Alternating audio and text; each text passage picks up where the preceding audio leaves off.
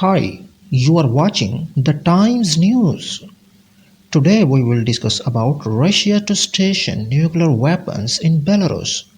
President Vladimir Putin has said Russia will station tactical nuclear weapons in Belarus.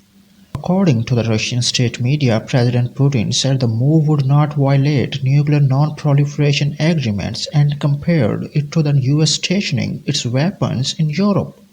He added Moscow would not be transferring control of its arms to Minsk. The Belarusian regime is a firm Kremlin ally and supporter of the invasion of Ukraine. President Putin told Russian state television on Saturday that Belarusian leader Alexander Lukashenko had long raised the issue of stationing tactical nuclear weapons in Belarus. There is nothing unusual here either, he said. Firstly, the United States has been doing this for decades. They have long deployed their tactical nuclear weapons on the territory of their allied countries. President Putin added Russia will have completed the construction of a strong facility for tactical nuclear weapons in Belarus by 1st of July.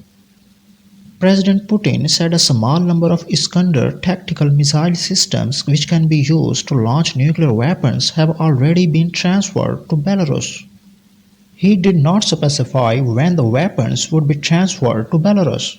It will be the first time since the mid-1990s that Moscow will have based nuclear arms outside the country. The Soviet Union's collapse in 1991 meant weapons became based in four newly independent states: Russia, Ukraine, Belarus, and Kazakhstan, with the transfer of all warheads to Russia completed in 1996. President Putin's comments come after Ukrainian President Zelensky renewed his plea for more military support from his Western allies. Earlier this week, some 18 countries signed an agreement to supply the war-torn country with at least 1 million artillery shells over the next year. But in an interview with a Japanese newspaper, President Zelensky said Ukraine could not launch a potential counter-offensive in the east of the country until further ammunition arrived. The statements of Putin and Zelensky show that the end of the war between Russia and Ukraine is not yet in sight. The leaders of both countries do not want to end this war because of their stubbornness and ego. But how many Ukrainian people will die because of their stubbornness and ego? How many people's houses will be destroyed does not matter to them both. As the war between Russia and Ukraine is intensifying day by day, I fear that it may turn into World War III.